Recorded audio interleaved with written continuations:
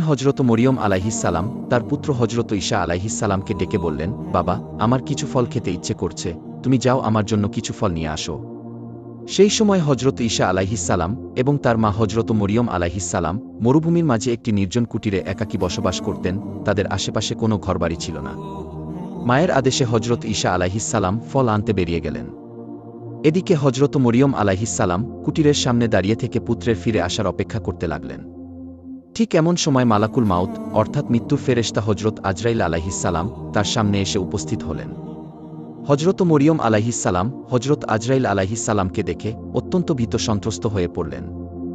আতঙ্কিত কণ্ঠে তিনি জিজ্ঞাসা করলেন, আপনি কে, কি উদ্দেশ্যে এখানে এসেছেন? তখন ফেরেশতা হজরত আজরাইল আলাইহিসসালাম বললেন, আমি মৃত্যুর ফেরেশতা আজরাইল, আল্লাহর নির্দেশে আমি আপনার প্রাণ গ্রহণ করতে এসেছি। দুনিয়াতে আপনার সময় শেষ হয়েছে, এখন আপনাকে পরপারে যাত্রার জন্য প্রস্তুতি নিতে হবে। আজরাইল আলাইহিসসালামের কথা শুনে হজরত মরিয়ম আলাইহিসসালাম বিমর্ষ হয়ে পড়লেন।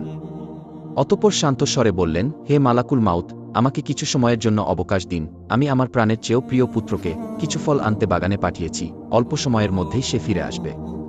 দুনিয়া থেকে বিদায় নেওয়ার আগে আমি একবার তার সঙ্গে দেখা করতে চাই।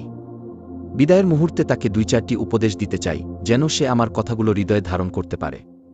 হজরত মরিয়ম আলাইহিসসালাম মিনতি করে বললেন, অনুগ্রহ করে কিছুক্ষণ সময় অপেক্ষা করুন, সে ফিরে এলে এরপর আপনি আমার প্রাণ গ্রহণ করবেন।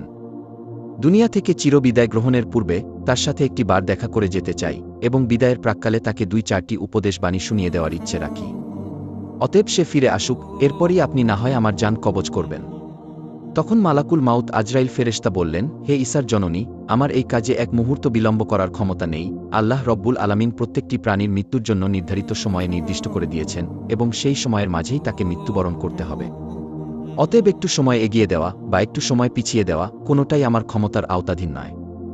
আল্লাহ রব্বুল আলামিনের এই আদেশ অনুসারে আমাকে এখনই আপনার জান কবজ করতে হবে। হজরত আজরাইল আলাইহিসসালামের এই কথা শুনে হজরত মরিয়ম আলাইহিসসালাম বললেন, আমি মৃত্যুকে ভয় করি না এবং আমি আল্লাহর আদেশের অবাধ্য নই। কিন্তু দুঃখের বিষয়, শেষ মুহূর্তে পুত্রকে একটি কথাও বলে যেতে পারলাম না এবং তাকে একবারের জন্য দেখে যেতেও পারলাম না।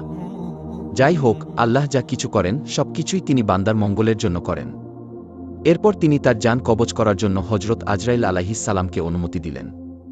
অতঃপর ফেরেশতা আজরাইল আলাইহিসসালাম যথাসময়ে হজরত মরিয়ম আলাইহিসসালামের জান কবজ করে চলে গেলেন। তার প্রাণহীন দেহটি মাটিতে পড়ে রইল। কিছুক্ষণ পর হজরত ঈসা আলাইহিসসালাম জঙ্গল থেকে কিছু ফল নিয়ে কুটিরে ফিরে এলেন এবং তিনি দেখলেন তার জননী মাটিতে শুয়ে আছেন। তিনি ভাবলেন হয়তো তার মা নিদ্রায় গিয়েছেন, তাই তাকে বিরক্ত করলেন না।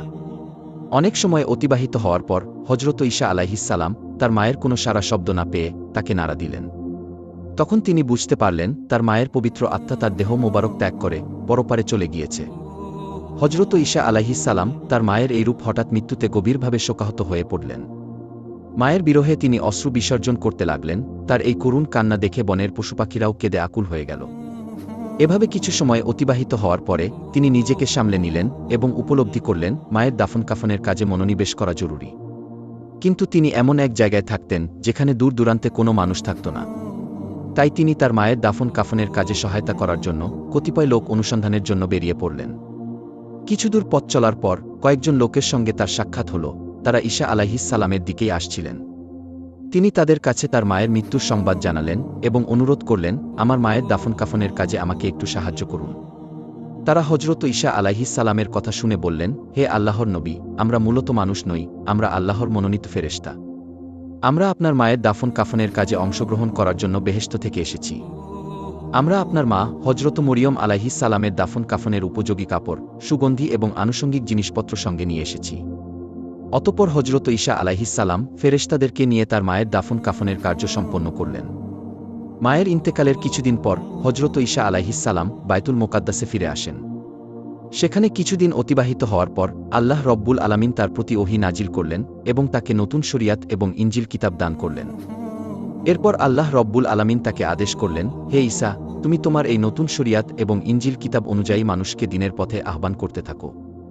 আল্লাহ রব্বুল আলামিনের আদেশ মোতাবেক একদিন হজরত ঈসা আলাইহিসসালাম একটি জনসমাবেশে উপস্থিত হয়ে বললেন, হে আল্লাহ তাআলার বান্দারা, পূর্ববর্তী বিধান অনুসারে আমার নিকটে নতুন কিতাব এবং শরিয়াত নাজিল হয়েছে।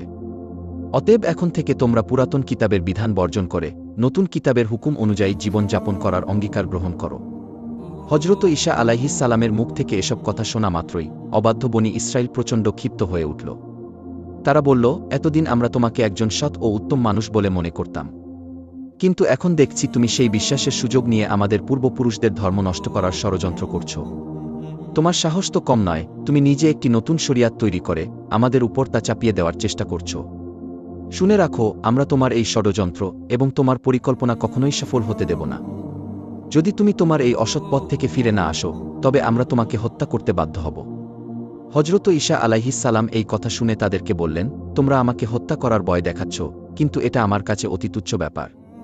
জেনে রেখো, আমি আল্লাহ তাআলার একজন মনোনীত নবী।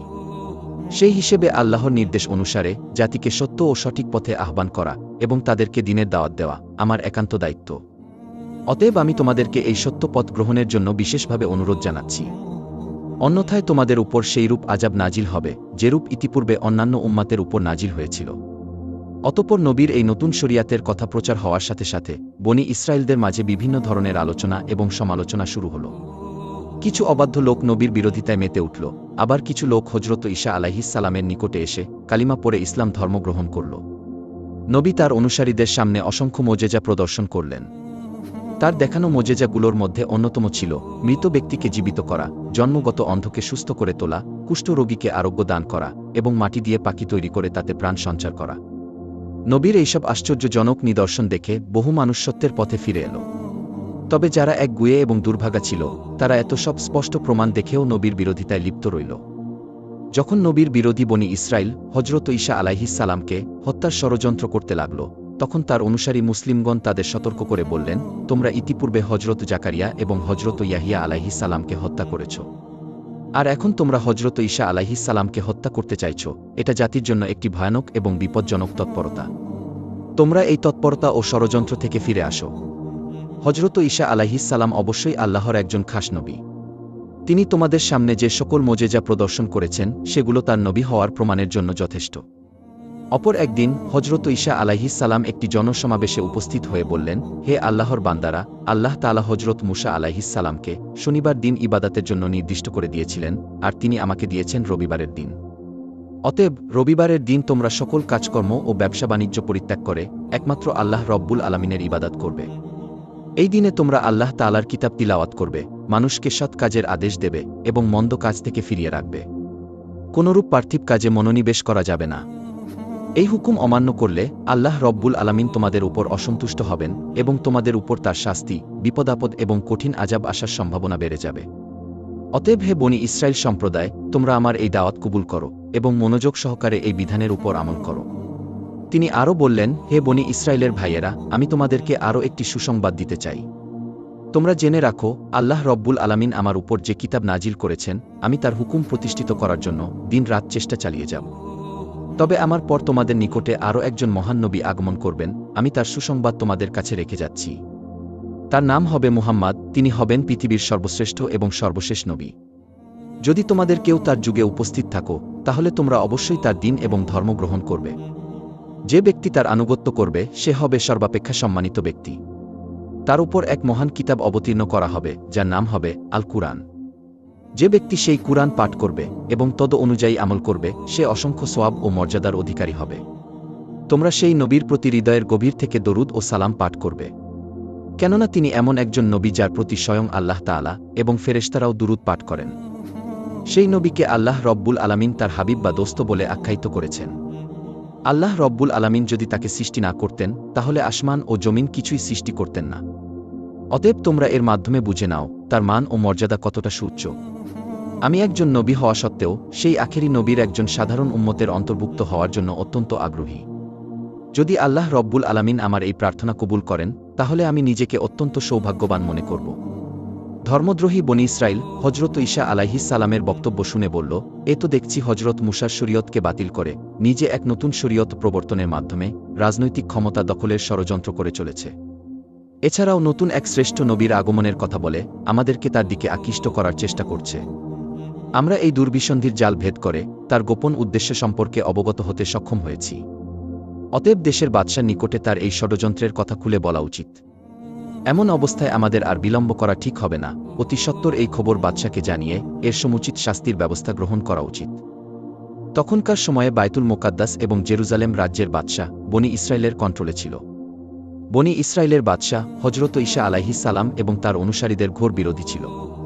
বনি ইসরায়েলদের মধ্যে যখন এরূপ চরম দ্বন্দ্বমুখর পরিবেশের সৃষ্টি হল, তখন সে হজরত ঈসা আলাইহিস সালাম এবং তার অনুসারীদেরকে চিরতরে দুনিয়া থেকে মুছে দেওয়ার জন্য ধর্মদ্রোহিতায় লিপ্ত হল। হজরত ঈসা আলাইহিস সালাম এবং তার অনুসারীদেরকে কিভাবে দুনিয়ার জমিন থেকে চিরদিনের জন্য নিশ্চিহ্ন করে দেওয়া যায়, এই ব্যাপারে বাদশাহ একদিন একটি গোপন মিটিং ডাকল। বাদশাহ সেই মিটিংয়ে বলল, তোমাদের পূর্বপুরুষদের ধর্মকে নিশ্চিহ্ন করে দেওয়ার জন্য যে লোকটি ষড়যন্ত্রে লিপ্ত হয়েছে, তাকে এবং তার অনুসারীদেরকে এই দুনিয়ার জমিন থেকে নিশ্চিহ্ন করা আমাদের একান্ত দায়িত্ব এবং কর্তব্য। এরা নবীদের শত্রু এবং আল্লাহর শত্রু। তোমরা নিশ্চিন্তে থাকো, এই ব্যাপারে তোমাদের যত সাহায্য প্রয়োজন আমি সর্বোচ্চ সাহায্য করতে প্রস্তুত। কারণ আমি জানি এদেরকে নিধন করা সওয়াবের কাজ এবং এতে অংশগ্রহণ করতে পারলে নিজেকে ধন্য মনে করব। বাদশার উৎসাহ ও সমর্থনের পর সবাই সিদ্ধান্ত নিল হজরত ঈসা আলাইহিস সালাম এবং তার অনুসারীদেরকে এই দুনিয়ার জমিন থেকে নিশ্চিহ্ন করে ফেলতে হবে। সেই লক্ষ্যে তারা নবীকে হত্যা করার পরিকল্পনা গ্রহণ করল। পরের দিন থেকে তারা হজরত ঈসা আলাইহিস সালামের প্রতি কঠোর নজরদারি শুরু করল।